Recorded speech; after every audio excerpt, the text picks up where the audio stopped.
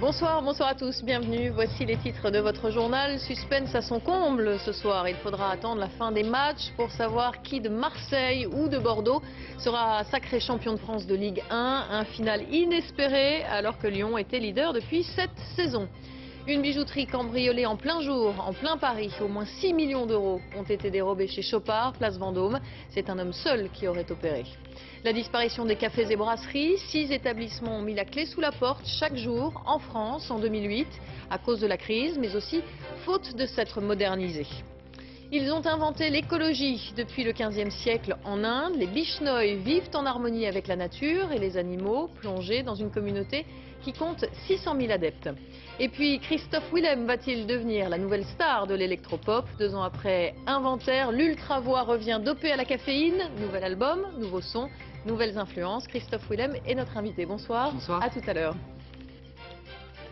Depuis 7 ans, à cette date, le final du championnat de France de football de Ligue 1 n'était plus aussi exaltant. Pour la première fois, Lyon ne sera pas le grand vainqueur et il faudra attendre jusqu'aux dernières secondes des matchs Caen, Bordeaux et Marseille-Rennes pour le connaître. L'OM devra battre son adversaire. Pour les Girondins, le nul suffira. Ambiance cet après-midi avec les supporters. Christophe Duchiron, Christophe Pétrot.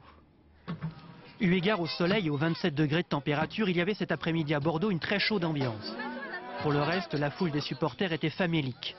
Place des Quinconces et non pas place des grands hommes, on attend ce soir, d'après les pronostiqueurs, 50 000 Girondins. Avant l'heure, c'est pas l'heure, sauf pour ceux qui veulent les meilleures places devant les grands géants. Dès qu'il y a un match des Girondins, on est chaud bouillant, normal. Quand tout le monde se mettra à chanter, on se mettra à chanter aussi. Pour que ce soit une après-midi festive, on arrive tranquillement, on se gare tranquillement, on se promène un peu. On rencontre souvent des gens qui nous supportent, qui nous disent voilà, aller à Bordeaux, c'est agréable. À Bordeaux donc, qui occupe la tête du championnat avec une ferveur contenue, l'homme de la rue supporte le supporter, qui supporte à son tour les joueurs de l'équipe. Tout le monde se supporte. C'est en quelque sorte la grande chaîne de la fraternité girondine. À Marseille, eu égard aux 28 degrés de température, l'ambiance était un peu plus chaude qu'à Bordeaux. C'est normal, car les Girondins jouent ce soir à Caen et les Marseillais accueillent Rennes. Avant d'aller au stade Vélodrome, les supporters de l'OM en sont au stade de l'Apéro. Sur le Vieux-Port, les Marseillais se sont habillés comme pour aller à la noce, en maillot ciel et blanc, petits et grands. Allez l'OM, dis l'OM. Voilà, futur olympien. Ce soir, on est championne de France, on fait vibrer la ville de Marseille et tous les gens d'ailleurs, ceux qui nous aiment pas, ben on leur dit Nous sommes les Marseillais. Tout à l'heure, ils chanteront au stade Vélodrome. Moins bien évidemment que Johnny Hallyday au Stade de France. Chanteur, c'est un métier, mais supporter aussi.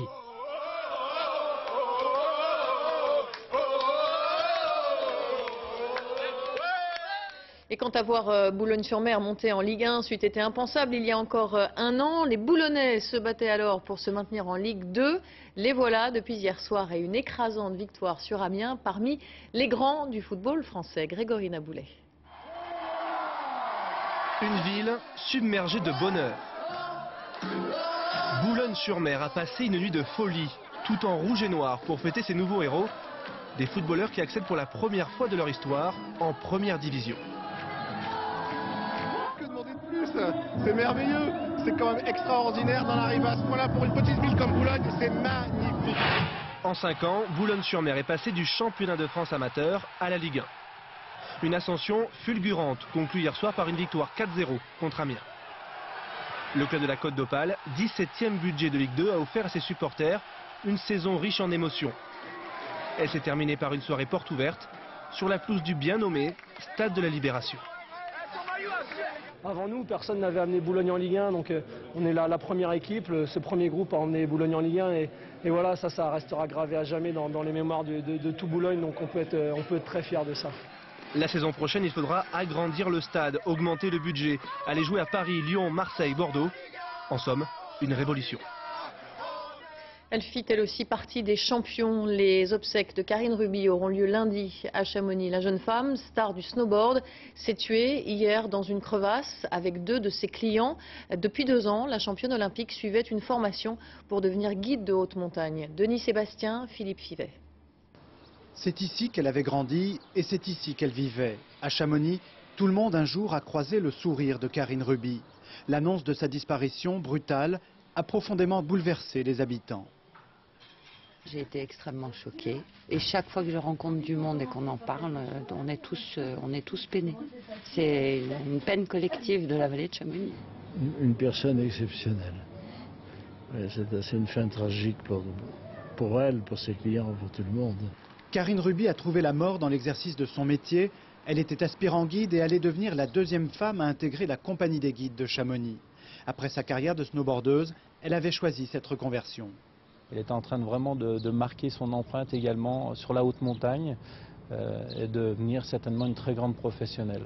Malheureusement, le destin s'est arrêté sur une crevasse au col d'Entrèves, dans un endroit qu'elle connaissait très bien, été comme hiver. Pierre Carrier était devenu proche de la championne, qu'il accueillait souvent dans son restaurant. Il témoigne de son enthousiasme et de sa passion. Karine, c'était quelqu'un qui était tellement... elle était radieuse, elle était tout le temps souriante, elle respirait la joie de vivre et elle transmettait. On ressentait qu'elle vivait son truc dans la montagne, elle vivait son bonheur, c'était la montagne. Et la montagne l'a prise. C'est dur. Lundi, les obsèques de Karine Ruby auront lieu devant la Maison de la Montagne. Une chapelle ardente sera dressée demain après-midi. Fric-frac, le joaillier Chopard dévalisé en plein Paris et en plein jour. Au moins 6 millions d'euros ont été dérobés, apparemment par un homme seul. La bijouterie mitoyenne ne s'est aperçue de rien. Pierre Monégier, Christophe Quinck. Rideau baissé et boutique fermée en plein après-midi. Chez Chopard, l'un des plus célèbres joailliers de la place Vendôme, on ne laisse filtrer aucune information. Pourquoi le magasin est fermé? Parce que j'ai un souci. J'ai un souci de problème technique. En fait de problème technique, la bijouterie vient d'être braquée en plein après-midi par un homme seul, portant un costume et un chapeau. Vous avez un homme âgé d'une cinquantaine d'années qui s'est introduit à l'intérieur de la bijouterie, qui a menacé à l'aide d'une arme à feu les employés et qui s'est fait remettre des bijoux qui étaient donc en devanture. L'homme est reparti à pied avec un butin estimé entre 6 et 10 millions d'euros. Les braquages de bijouterie tendent à se multiplier, plus 42% en 2008. Le plus spectaculaire remonte à décembre dernier, à Paris également, dans la luxueuse avenue Montaigne.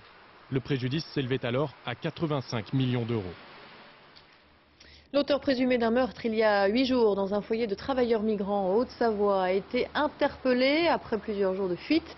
L'homme d'une soixantaine d'années est également soupçonné d'une double agression à l'arme blanche dans la nuit de jeudi à vendredi dans ce même foyer.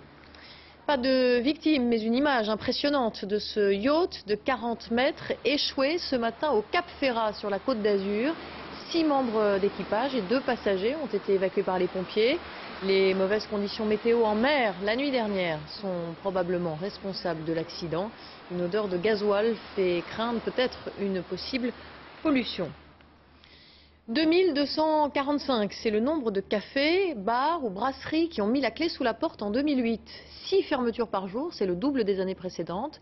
La crise est bien sûr passée par là, mais la grande distribution dont les enseignes grignotent des parts de marché est elle aussi responsable. Yvan Maco, Gabriel Camilla.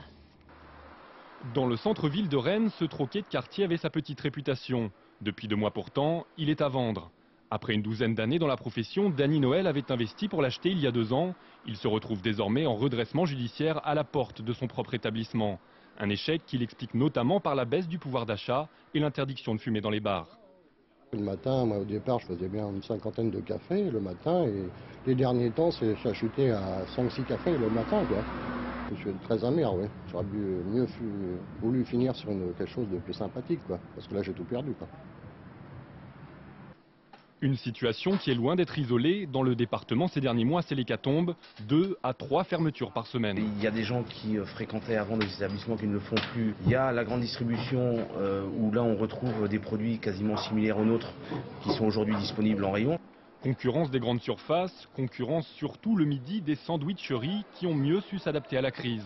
Ici, le petit creux est en train de devenir une grande faim. On a ouvert il y a 6 mois et ça ne désemplit pas. Cet endroit ici est privilégié tout de même. Chérie, tu peux venir s'il te plaît, il y a du monde. Certains clients ne se posent même plus la question. Aller à midi dans une brasserie. C'est un peu plus cher et puis bon, ça prend un peu plus de temps d'attente. Donc au niveau du travail, c'est moins pratique. Voilà, c'est moins pratique, quoi. En 2008, en France, les cafés, bars et brasseries ont perdu en moyenne plus de 7% de chiffre d'affaires. Les professionnels attendent désormais avec impatience la baisse de la TVA à 5,5% pour se refaire une santé. Internet, base de données incontournable, y compris pour le bac. 19 jours avant le coup d'envoi de la session 2009, les révisions se font aussi sur la toile, avec deux options. Des sites gratuits où l'on peut podcaster des leçons préenregistrées, et puis des sites payants où les profs font cours directement aux élèves. Banc d'essai avec Nicolas Châteauneuf, Denis Sébastien et Vivien Roussel. C'est le rêve de nombreux lycéens, avoir un professeur à domicile pour préparer le bac. L'évolution de la fonction présidentielle. La bonne copie en général est bien écrite. Soignez donc énormément vos introductions. À un peu plus de 2 semaines des premières épreuves, de nombreux sites internet proposent leur aide aux lycéens. Certains d'entre eux sont gratuits. Quiz interactifs, fiches de synthèse, annales corrigées. Autant d'outils qu'utilise régulièrement Adrien, étudiant en terminale ES. Ce que ça m'apporte concrètement, tout simplement, dans mes révisions, ça va en quelque sorte plus vite. Parce que des fois, reprendre tous ces cours, puis bon, un lycéen, c'est pas forcément très ordonné, des choses comme ça. Et donc, avoir des choses qui soient écrites claires, ça peut servir aussi. Avec une nouveauté, la possibilité de télécharger de véritables résumés de cours sur son lecteur MP3, histoire de réviser sans en avoir l'air. Le monde en 1945. La guerre se termine en mai 1945 en Europe, en août en Asie. Depuis l'année dernière, les concepteurs d'un des sites gratuits ont vu grimper en flèche le nombre de connexions. En période d'examen, ils enregistrent plus de 3000 visites par jour, surtout des lycéens attirés par les outils de révision. Ce contenu est fait par des professeurs, donc c'est des professeurs qui font partie de cette société, donc rue des écoles, qui fournit le contenu, qui fournit les exercices corrigés. Mais il existe aussi des sites payants. Ce soir, Cyril Murat, professeur de mathématiques, répond aux questions d'une élève qui habite à des centaines de kilomètres. Chaque séance coûte 14 €. L'élève présente sa question, le chapitre qu'il est en train d'étudier, son niveau. Instantanément, un professeur reçoit sa requête, voit quel est le problème de l'élève, accepte l'élève dans une classe virtuelle et lui donne du soutien. En France, 90% des lycéens ont accès à Internet, mais pour les profs, aucun site ne remplacera jamais les cours. Les Conti obtiennent gain de cause après des semaines de négociations. Les 1120 salariés de l'usine continentale de Clairoy, dans l'Oise, seraient en passe d'obtenir 50 000 € d'indemnité chacun, et ce 3 mois après l'annonce de la fermeture définitive du site. Caroline Thébault. C'était il y a 2 semaines, leur première victoire, celle du report du plan social. Je peux vous annoncer suspension du plan social jusqu'au 16 juin. Les 1120 salariés de Continental obtiennent un délai supplémentaire pour négocier leur licenciement. Net d'impôts. Aujourd'hui, et de charges sociales, 50 000 pour tout le monde. Patrons et syndicats semblent avoir trouvé un compromis. En plus des indemnités de licenciement prévues par la loi, chacun devrait toucher, quelle que soit son ancienneté, une prime de 50 000 €. Au départ, la direction proposait 17 000. Avant ce conflit, j'avais tendance à penser que les gens étaient des égoïstes qui pensaient qu'à leur gueule, ouais, j'ai pas peur de le dire. Et je me suis rendu compte que dans l'adversité, les gens ils s'unissent et les gens ils ont du cœur. Pour la direction, ce n'est pas fini. Ça peut aller très vite pour mettre en place ces moyens dont les principaux sont l'antenne emploi qui permettra de mettre à disposition les moyens nécessaires au personnel pour élaborer un CV, pour se préparer à des entretiens et avoir des offres de poste dès que possible. Les négociations continuent, notamment sur les pré-retraites. Continental va devenir une usine fantôme. Les salariés ne devraient plus jamais venir y travailler, même si le site ne ferme officiellement que dans 8 mois.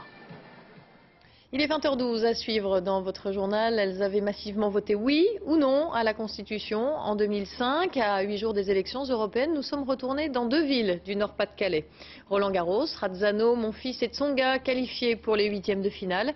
Et puis 2 ans après Inventaire, Christophe Willem revient avec un nouvel album. Il est notre invité. Mais d'abord les européennes, J-8 ont fait le point sur les intentions de vote grâce à ce grand sondage. France Télévisions, TNS, Sofres, Logica. Les listes UMP Nouveau Centre sont toujours en tête, vous le voyez, avec 26%.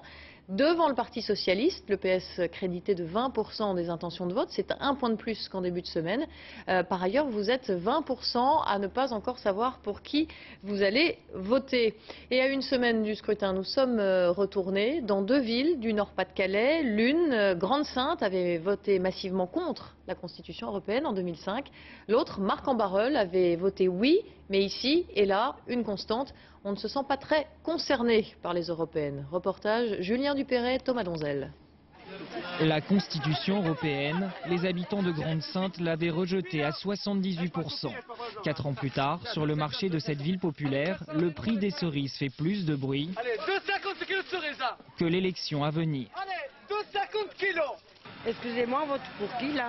C'est pour les élections européennes. Ah d'accord. Et c'est quand ça? C'est le week-end prochain, le 7 juin. Ah d'accord. Je me sens pas concerné, c'est trop distant et puis il y a trop de partis. Les partis, les grands absents du marché, seules quelques affiches rappellent la campagne. À 80 km de là, Marcq-en-Barœul. On vote pour les listes soutenues par Nicolas Sarkozy. En 2005, cette ville bourgeoise avait plébiscité la Constitution, 65% de oui. Ici, élection nationale ou européenne, peu importe, on vote beaucoup pour le même parti. Oui, pourquoi? Pourquoi vous votez UMP? Parce que Nicolas Sarkozy fait beaucoup pour l'Europe. C'est pas Sarkozy qu'on élit le 7 juin. L'essentiel, c'est que les gens ils aillent voter. Retour à Grande-Synthe, cité industrielle. Sur son territoire, ArcelorMittal. Chez les ouvriers, peu de passion pour les élections. Chômage technique, baisse de production et le sentiment d'être loin, très loin, des députés européens. On est seul, on doit se débrouiller par ses propres moyens et gérer. On a du chômage, on a des réductions d'effectifs au quotidien. Non, ça ne va rien changer. Nous, ce qu'il nous faudrait, c'est une Europe sociale, pas une Europe où l'argent est le centre de tout. Alors, chez les 21 000 habitants, la solidarité est de mise. Journée de jeu et de partage pour les associations de la ville. Ici, on est convaincu de l'intérêt de voter aux européennes. La région Nord-Pas-de-Calais est une région qui bénéficie beaucoup de tous les dispositifs européens. À Marcq-en-Barœul, 39 000 habitants, c'est à l'hippodrome qu'on s'enthousiasme. Et dans le public, tous ne parient pas sur l'Europe. Je pense que l'ouverture des frontières, ça a été plutôt quelque chose de négatif, qui a plutôt fait effondrer des puissances comme la France par rapport aux autres pays. Marcq-en-Barœul, Grande-Synthe. Pour la première fois, les élections européennes pourraient rapprocher politiquement ces 2 villes sur le chiffre de l'abstention. Bonsoir Philippe de Villiers. Bonsoir. Vous êtes tête de liste Libertas dans l'Ouest, Mouvement pour la France et puis Chasse, Pêche, Nature et Tradition. Vous êtes en direct de Nantes. La droite de la droite dont vous êtes est à la traîne dans les sondages, crédité de 4,5% des intentions de vote. Vous avez vu notre sondage France Télévisions TNS Sofres Logica. Vous n'arrivez pas à vous faire entendre? Alors, je voulais dire que ce sondage est un sondage bidon. Et vous allez comprendre pourquoi, Marie Drucker. C'est agréable. Parce que les listes que nous conduisons avec Frédéric Néhus, Chasse, Pêche, Nature et Tradition, s'appellent Philippe de Villiers, Frédéric Néhus, et non pas Libertas. Et si on fait le test sur les téléspectateurs qui nous écoutent, qui connaît Libertas? Peut-être 1% des gens. Et donc, dire que Libertas est crédité 4,5%, ça en dit long sur ce qui va se passer dimanche prochain. Voilà, je voulais faire cette petite mise au point. Donnez-nous votre estimation des intentions de vote qui vous concernent alors. Ah non, mais attendez, moi je laisse les Français. Moi je préfère le suffrage universel au sondage universel. Et simplement, je suis là pour quelques minutes pour vous dire pourquoi nous sommes dans cette campagne. Pour 2 raisons. Il y a la crise et il y a le périmètre de l'Europe. Il y a la crise, c'est-à-dire une Europe libre-échangiste qui a abattu nos frontières, nos protections et poussé nos entreprises à la délocalisation. Donc nous proposons un protectionnisme européen, l'instauration d'un protectionnisme européen, c'est-à-dire un cordon d'écluses douanières pour rééquilibrer les prix des importations de produits venant de pays à bas coût de main-d'œuvre et qui n'ont pas de protection sociale. Puis la deuxième chose que je propose avec Frédéric Néhus, c'est simple, mais nous sommes les seuls à le proposer, c'est l'arrêt immédiat de la négociation sur l'entrée de la Turquie en Europe. Alors ça, c'est votre credo que l'on connaît depuis longtemps. Une dernière question, Philippe de Villiers, quand vous dites « je suis le seul Vendéen à pouvoir être élu et il est important qu'un Vendéen ait un siège au Parlement européen », est-ce que vous n'êtes pas un peu rivé sur votre département? Il s'agit quand même d'une élection européenne. Non, mais là, je m'adressais aux Vendéens. Je vous remercie d'ailleurs de me donner l'occasion de leur redire ce que j'ai dit dans une conférence de presse en Vendée. Mais nous sommes les seuls au niveau national, avec 8 listes, Villiers, Néous, dans l'ensemble du territoire national, à nous adresser à tous les Français. Et d'ailleurs, la preuve que ça marche très très bien, Marie Drucker, est-ce que vous connaissez L comme Libertas? L, la lettre L. Allez-y, vous verrez, il y a 100 000 Français par jour qui consultent nos vidéos. Ce sont des vidéos avec notre programme, notre projet, le protectionnisme européen, c'est-à-dire une Europe qui nous protège et non pas une Europe qui nous détruit, et une Europe qui soit européenne. Parce que quand l'UMP nous dit « Ah mais on est hostile à l'entrée dans l'Europe », tenez, on paye déjà. Et je vous rappelle que le 30 novembre, sur votre antenne, le 30 novembre 2006, Arlette Chabot posait une question à Nicolas Sarkozy, à l'époque candidat à la présidentielle. Est-ce que vous voulez arrêter la négociation sur l'entrée de la Turquie? Il me dit, si je suis élu, j'arrête immédiatement la négociation. Depuis, il ne l'a pas fait. Qu'est-ce qu'il nous dit qu'il le fera demain, alors qu'il a supprimé le référendum obligatoire et qu'en tant que président de l'Union européenne, il a ouvert 8 chapitres dans la négociation sur l'entrée de la Turquie. Donc si vous avez un doute, chers amis téléspectateurs, mes chers amis, mes chers compatriotes, avec nous, il n'y aura pas de doute. Merci Philippe de Villiers. Nicolas Merci, Sarkozy, qui avec Angela Merkel publie demain, à une semaine de l'élection, donc un texte commun dans le journal du dimanche. Ils disent tous les deux aspirer à une Europe forte qui nous protège. Ils appellent par ailleurs à une véritable régulation européenne face à la crise. Et ils appellent tous les Européens à voter le 7 juin prochain. Parution dans le journal du dimanche en France et dans le Welt am Sonntag en Allemagne. Et puis l'écologie est aussi l'un des sujets centraux de cette campagne pour les européennes. Peut-être pouvons-nous prendre quelques leçons du côté du Rajasthan en Inde. Là-bas, les Bishnoi, communautés écolo, sont installées depuis le 15e siècle. 600 000 personnes vivent ainsi dans le respect de la nature et des animaux, autour de préceptes édictés il y a 5 siècles par leur gourou. Le grand format de cette édition est signé Arnaud Miguet et Fabrice Launay. Voici une communauté qui ne ferait pas de mal à une mouche. C'est d'ailleurs à l'heure de la prière matinale qu'on allume ici les feux sacrés. La nuit, ces flammes risqueraient de brûler les insectes. Nous sommes avec les Bishnoi, une branche très minoritaire de l'hindouisme où protection des animaux et de l'environnement sont érigés en véritable religion. Pas étonnant donc qu'antilopes et humains cohabitent et prient en toute harmonie. Chaque jour, on prie notre Dieu en allumant un feu avec un mélange de beurre et de noix de coco. Symboliquement, cela purifie notre air, cela fait partie des préceptes de notre gourou. Leur gourou, le voici, Jamboji, un écolo avant l'heure. Au XVe siècle, l'homme prêchait déjà l'amour des plantes et des animaux. Ses adeptes seraient aujourd'hui au nombre de 600 000. Les Bishnoi vivent ici, dans cet environnement hostile, un désert, celui du Thar, au Rajasthan. Pour eux, la vie animale est aussi sacrée que celle de l'homme. C'est l'un des 29 principes édictés par le fondateur qu'ils suivent scrupuleusement. Ainsi, Shri Ram n'a pas hésité un instant quand il a trouvé ce faon orphelin sur le bord de la route il y a un mois. Il l'a tout de suite recueilli et le traite aujourd'hui comme son enfant. Elle avait très faim. Il était temps que je la nourrisse. Pour nous, c'est un devoir de s'occuper de ces bêtes. On se doit de les élever quand il n'y a plus de danger, on les relâche. Depuis 500 ans, tout Bishnoi qui se respecte, comme Soukram, doit s'acquitter d'une écotaxe. 1/10 de ses revenus est consacré à s'occuper de ces arbres. Les arbres, c'est comme nos enfants pour nous Bishnoi. Tout ce qui a de la vie doit fleurir et grandir.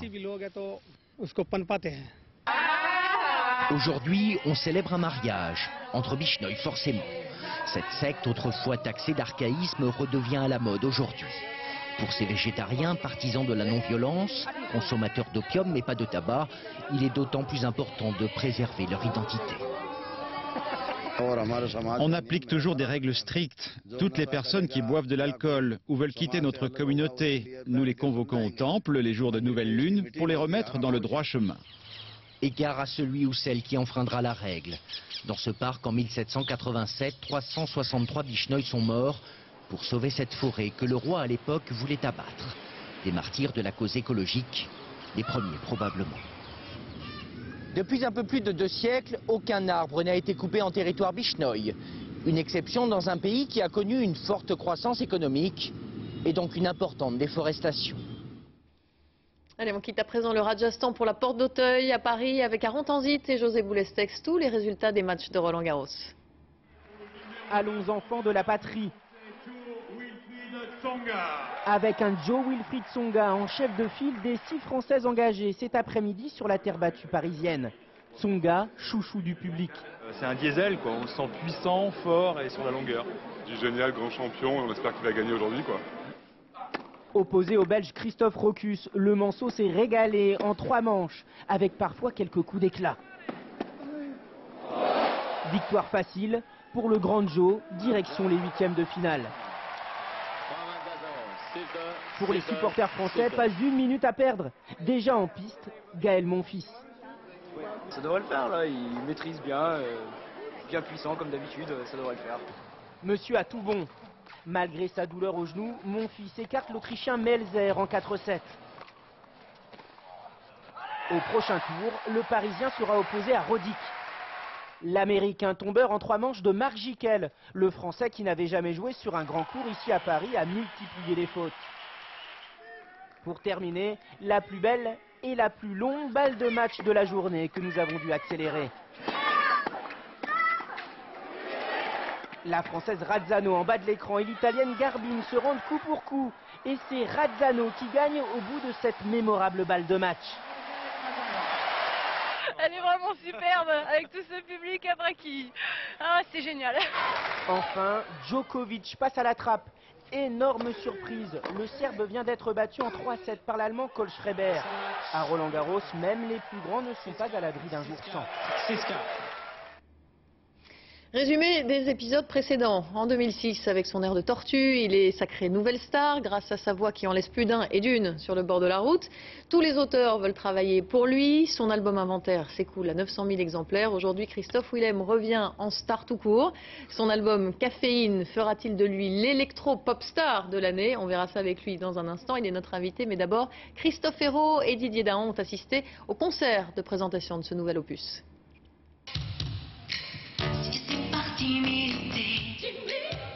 Il a un effet magique, je ne sais pas. En étant à la fois un homme, une femme. La voix de Christophe, c'est un mix entre la voix d'un ange et celle d'une princesse. On a mixé tout ça et on en a fait un être assez rare. Cet être assez rare, c'est donc Christophe Willem. Une voix de virtuose, une allure androgyne dans un décor de comédie musicale. Il apparaît en novembre 2005. Bonjour. Vous appelez comment, jeune homme? Christophe. Vous avez quel âge? 22 ans. Il gagne la nouvelle star et hérite d'un surnom. J'ai l'impression d'une tortue quand vous rentrez. Le gars qui a un cou trop long, puis qui avance avant lui, puis bien. 4 ans plus tard, dans ce conte de fées, la tortue a vendu 900 000 exemplaires de son premier album. Puis il est parti à Londres pour réaliser le second. 2 mois de studio pour un répertoire pop, électro et R&B. Il aime beaucoup dans l'électropop Madonna, Kylie Minogue. Donc en fait, voilà, c'est un mélange à la fois d'une musique très blanche, je dirais, et très black. Enfin, c'est un peu con ce que je dis, mais c'est voilà, tout réuni. Il veut tout. Il veut tout et il se fout de tout, c'est peut-être cela sa devise. Un brin de désinvolture, une dose de perfectionnisme, et d'un coup de baguette magique, la tortue s'est transformée en diva. Bonsoir Christophe Willem. Bonsoir. Vous vous foutez de tout? Non, non, pas forcément, non, quand même, il y a des limites. Mais c'est vrai qu'avec cet album, on a un petit peu enlevé les propres limites qu'on se met soi-même pour aller un peu plus loin. Quelles sont vos limites alors à vous que vous avez dépassées avec cet album? En fait, moi j'avais toujours l'angoisse de me dire il y a un certain type de son qui ne marche pas en français parce qu'on ne peut pas, parce qu'on est français, parce que ça va être trop prétentieux. Et je me suis un petit peu, là je me suis vraiment foutu un peu de ce qu'on pouvait dire en me disant voilà, j'aime bien écouter ce type de musique-là, autant y aller jusqu'au bout et j'ai pas vraiment pensé à l'après. Voilà. Alors justement, Caféine, 2e album et demi, parce qu'il y avait eu Inventaire, et puis 6 mois après la sortie d'Inventaire, il y avait Inventaire acoustique. À part Zazie, votre fidèle complice, il y a de nouvelles collaborations, un son nouveau, très électro, ça on l'a dit. C'était indispensable justement de changer précisément pour cet album, ou tout simplement vous vous êtes rapproché de vos influences plus personnelles, quoi. C'est un peu des deux. Le premier album ressemblait vraiment, mais vraiment en fait. C'était par rapport au parcours que j'avais eu dans l'émission, où les médias avaient beaucoup parlé de moi pendant l'émission. Je voulais vraiment me présenter en fait au public avec le premier album. Donc ça parlait énormément de moi, de ma personnalité, de tout un tas de choses. Et là, sur ce 2e album, j'avais vraiment l'envie d'aller ailleurs. C'est-à-dire, j'aime bien les artistes qui essayent de se renouveler tout le temps pour se mettre un peu aussi en danger et pas s'asseoir toujours dans une situation où on est à peu près sûr de vendre à peu près le même nombre de disques ou autre. C'est pas vraiment ça que je recherche. Et dans cet album-là, j'avais aussi l'envie de ne pas faire un inventaire bis. C'est-à-dire que quand j'ai eu la chance que le premier album marche vraiment bien, vu l'industrie du disque en ce moment, et je voulais pas du tout qu'on fasse une comparaison systématique entre les deux. Donc j'ai voulu vraiment partir ailleurs. Bon, alors ça c'est réussi parce que c'est très différent, vous êtes entouré de gens très différents, vous avez travaillé aussi avec Kylie Minogue, on vous retrouve tous les deux sur Sensitized. Comment on travaille avec une telle star de la pop, justement? Alors, c'est assez impressionnant. En même temps, je suis très honnête. C'est-à-dire qu'on ne s'est pas vu non plus pendant 3 semaines avant. Ça peut être très clair. Vous êtes vus quand même? On s'est vus. On s'est vus au moment du mix du titre. Parce que ce titre-là existait déjà sur son album à elle. Et c'est par le biais de quelqu'un qui s'appelle Guy Chambers qui a composé un titre sur l'album. Et c'est lui qui m'a fait rencontrer Kylie Minogue. Et c'est comme ça que ce duo existait. Mais c'est très impressionnant, ne serait-ce que de lire dans l'album Sensitized duo avec Kylie Minogue dans son propre album. Il y a un côté un peu déstabilisant. Donc ça va, vous ne boutez pas votre plaisir, vous n'êtes pas blasé encore? Non, je suis toujours surpris par tout un tas de trucs, là, vraiment. Vous savez forcément qui est Susan Boyle? Oui. Ah oui, on en a beaucoup parlé. On saura ce soir si elle devient star en Grande-Bretagne. Qu'est-ce que son cas vous inspire? Au début, on a dit... Ah, la tortue, il arrive, échalas, dégingandé, etc. Puis là, il scotche tout le monde avec sa voix. Ça a été un peu la même ambiance, j'allais dire, sur le plateau de Britain's Got Talent. Carrément. Mais moi, je trouve ça très bien. Je trouve que c'est bien d'avoir des gens qui sortent un peu des stéréotypes qu'on peut voir, d'être toujours soit le beau gosse, soit la fille sublime qui débarque. Et je trouve ça bien. Ça prend un petit peu les gens à leur propre jeu. Et le jeu, ce soit des médias, ce soit dans certains publics, il y a toujours un œil assez acerbe sur tout ce qui se passe dans ces émissions-là. Et je trouve ça agréable, je trouve que c'est ça aussi, les vrais gens. Et c'est ce qui fait aussi que ce genre d'émissions-là, je les critique pas du tout, parce que j'en ai fait une. Et en plus de ça, parce que c'est aussi là qu'on voit que c'est une émission populaire, et c'est vraiment tout le sens positif d'une émission populaire, d'aller chercher des gens qui ressemblent à tout le monde, aux voisins de palier, aux voisins du dessus, à un cousin, n'importe qui, quoi. Caféine. Merci beaucoup Christophe Willem d'avoir été notre invité. On vous souhaite évidemment bonne chance pour ce nouvel album. C'est la fin de ce journal. Je vous en rappelle l'un des principaux titres. Le joaillier Chopard dévalisé aujourd'hui en plein Paris et en plein jour. Au moins 6 millions d'euros ont été dérobés place Vendôme, apparemment par un homme seul. La bijouterie mitoyenne dit ne s'être aperçue de rien. Dans un instant, la météo, Nathalie Riouet, puis les années bonheur avec Patrick Sébastien. Je vous retrouve avec plaisir demain pour le journal de 13h. Merci de votre attention.